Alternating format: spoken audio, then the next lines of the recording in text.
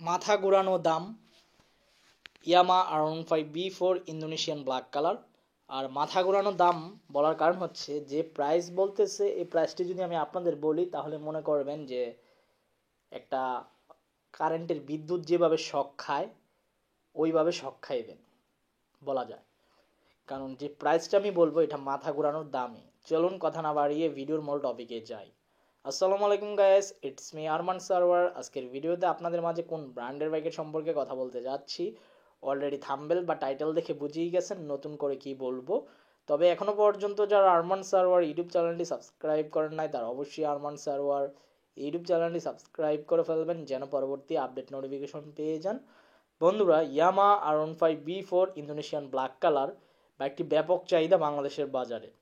যেহেতু চাহিদা আছে, মানুষের ডিমান্ডেবল একটি বাইক, আর গ্লোসি শাইন কালার বাইকটি আসলে খুবই অসাধারণ, এটা বলার ভাষা নাই। তবে ডে বাই ডে যে হারে বাইকটির প্রাইস বৃদ্ধি পাচ্ছে মানুষের হাতের নাগালের বাইরে চলে যাচ্ছে। কারণ 6 লক্ষ টাকা দিয়ে যদি এখন বাংলাদেশে হায়ার সিসির বাইক অ্যাভেলেবেল হয়ে যাচ্ছে, 6 লক্ষ টাকা দিয়ে যদি আপনার 150 সিসির বাইকই ক্রয় করতে হয় তাহলে মানুষ আর কি করবে? এর থেকে তো ভালো এখন বর্তমানে যে হায়ার সিসির বাইকগুলো চলে আসছে প্রতিটা বাইকই কিন্তু আপনার 6 লক্ষ টাকার নিচে। তাহলে মানুষ এখন হায়ার সিসির বাইকের প্রতি বেশি আকর্ষণ সৃষ্টি হচ্ছে। তো হায়ার সিসির বাইকই মানুষ বেশি ক্রয় করতেছে। তো আপনারা বুঝতেই পারতেছেন যে হায়ার সিসির বাইকগুলো কতটা ডিমান্ডেবল হয়ে যাচ্ছে ডে বাই ডে। যে জায়গায় হায়ার সিসির বাইক আমরা ভাবতাম 5 লাখ 6 লাখ টাকা হবে, ওই জায়গায় হায়ার সিসির বাইকগুলোর প্রাইস 5 লাখ টাকার নিচে বর্তমানে যেগুলো অ্যাভেলেবেল হয়েছে। রয়্যাল এনফিল্ড নিয়ে কিন্তু মানুষের অনেক আহামরি ছিল যে 5 লাখ 6 লাখ 7 লাখ টাকা হবে, বাট ওই বাইকগুলো কিন্তু 4.5 লাখ টাকার ভিতরে।